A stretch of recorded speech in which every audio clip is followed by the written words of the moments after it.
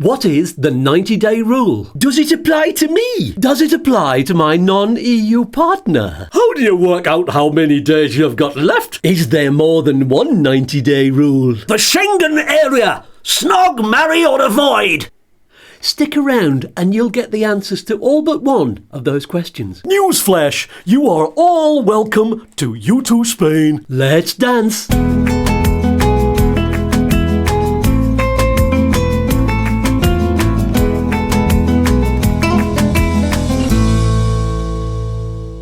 Hi, I'm Skatz from YouTooSpain, and with the help of my alter egos, Hey up, Cooey, why aye man, Woof! and my trusty newshound Doogie, Newsflash, I am a good boy. I'm going to guide you through the 90-day rule and answer all of your frequently asked questions. There is also another 90-day rule and a 183-day rule. That's right, Doogie. Good boy.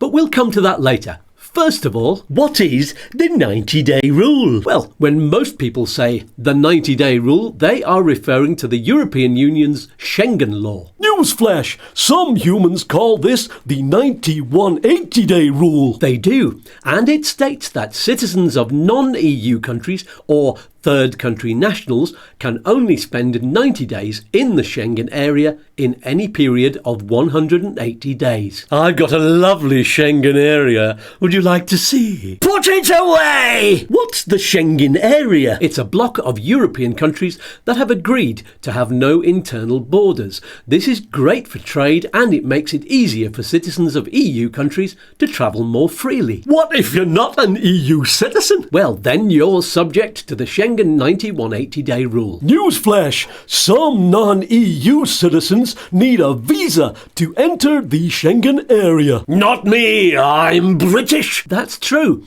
The UK is one of more than 60 non-EU countries that have automatic visa waivers. So unlike all of the other non-EU countries, they don't need to apply for a visa, but they still have to obey the 90-180-day rule. Britannia waives the rules. So does the 180 days begin when you arrive in the Schengen area? Not really. This is where some people get mixed up. I think it's more helpful to focus on when the 180 days ends rather than when it begins, because it's that day you count backwards from to find out how many days you've spent in the Schengen area. And here's the strange part. Nothing strange here. Day 180 is always moving, as night follows day and day follows night. So the whole 180 days is moving forwards. It's called a rolling period. I'm very confused now. If a whole bunch of days is always rolling, how do you know when it ends? Very good question. It all depends on what you're trying to work out. If you're working out how many days you've spent in Schengen in the past, I find it best to think of today as being day 180. And tomorrow is a new day number one? No. There's never a new day one after day 180, because you only ever need to know what's in the past 180 days when you're working out how many days you've been here. Tomorrow is completely irrelevant until you get there, and it becomes day 180. Then you count backwards from there. Stop moving time! It's happening by itself, Colonel. Time is always rolling forwards. So if today is always day 180, every other one of that block of 180 days rolls forward by one day every new day. And what used to be day one in the past doesn't count anymore. It's outside the 180-day period, so it's irrelevant to your Schengen calculation. But that means the future is irrelevant. So what if you want to go on holiday in the future after today? How do you work out how many days you've got when they don't exist? Now that's why I said it depends on what you're working out. When you want to know how many days you can take on holiday in the future, you need to imagine that the day you're planning to end your holiday and leave Schengen is day 180. So you count backwards from there to work out how many days you will have spent in Schengen. Eureka! I've got it!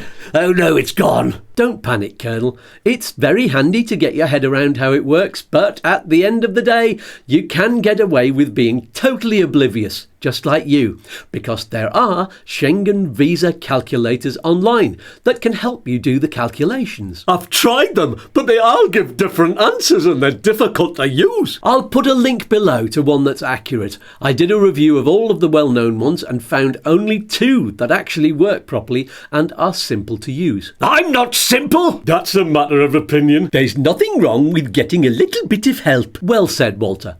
That's why I'm here. Newsflash! That is why I am here also. That's not why I'm here, sweetie. Somebody stop him. No, there's no stopping me. Bah! I've got a question. Go on then, Walter. My wife is an Irish citizen, so she is not subject to the 90-180-day rule. Yes, but I heard it means I can spend more than 90 days in Schengen as well, even though I don't have an EU passport. That's correct. As long as you're travelling with your wife, you also have freedom to travel around the Schengen area. Should I use the EU passport line with her at the airport then? That depends where you are and whether you're coming in or leaving Schengen. Passport control sometimes lets you go through the EU queue together. It can also depend on which line is busiest when certain flights come in and which officer is on the desk when you get there. From what I've heard from people on social media, there doesn't seem to be a simple answer to that question. Simple! You could take a marriage certificate with you. That's a good idea. It's always best to be prepared, especially if you've spent more than 90 days in Schengen and you've had to use a different passport check line from your spouse. Should I keep a record of where I've travelled to, sweetie? Like I said, it's always best to be prepared. It's never a problem to have too much evidence to support you if you get stopped and questioned. My Nanny said if I eat all of my green vegetables every day, I will live a very, very, very, very long time. Didn't work for Father, of course. Accidentally shot his foot off while hunting swans. Died of gangrene. Is there a point to this story, Colonel? Oh, yes. I intend to live. And when I do, I will travel around Europe forever, shouting at foreigners. Well, I disagree with the vast majority of what you say, but you do make an interesting and useful point about having freedom of travel, which, fortunately, you don't. EU citizens can theoretically keep on travelling within the Schengen area forever, if they can afford it. And if they've sipped from the fountain of eternal youth. Is that made from green vegetables? I don't know. You'd better ask Keith Richards. Newsflash! It is time to get back on topic and talk about the other 90-day rule. Yes, indeed, Doogie. What would I do without you? You're such a good boy.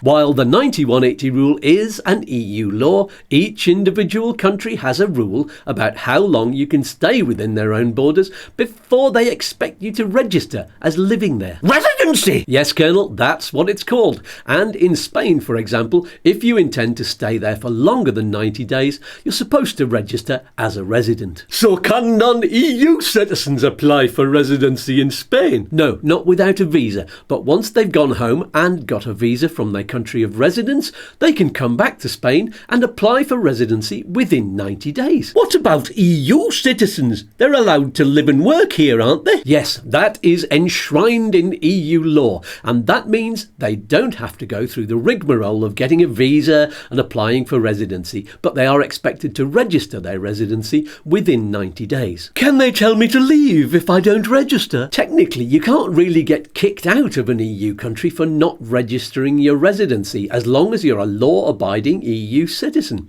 However, lots of bureaucratic processes are such a big part of everyday life here that if you're not registered for residency, you'd probably find it really difficult to access services that residents take for granted, and you could find yourself tangled up in troubles. Those damn EU bureaucrats, I never voted for them. Newsflash! If you spend 183 days in Spain, you have to pay tax there. That's right, Doogie. Good dog.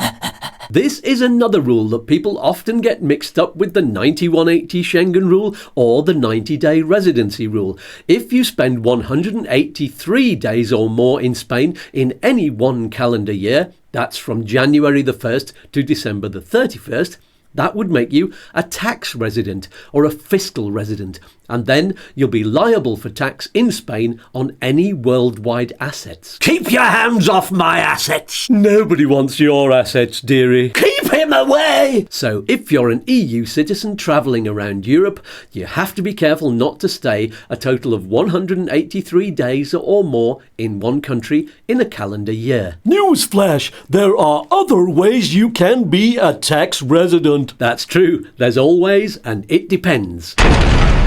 If you need advice about that, there are several videos featuring tax experts on this channel where you can find the full details. Subscribe and you'll find lots of helpful videos about moving to Spain and living here. Thanks, Walter. Newsflash, don't forget to click on the notifications bell. I like bells. Any more questions? Millions. What is the square root of your mum? Then you and the watchers can ask in the comments below on YouTube. Or we can ask the experts live on Saturday mornings. Yes, you can. One more thing. Yes, master? Peace and love. Peas and fluff? Why, aye, man. Squeeze you later. Bah! Newsflash, I am your best friend. Good boy. Let's dance.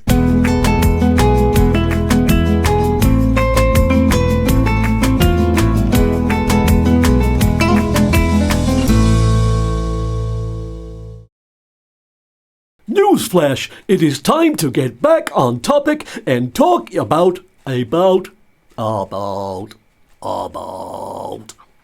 Newsflash, don't forget to click on the notifications bell. I like bells.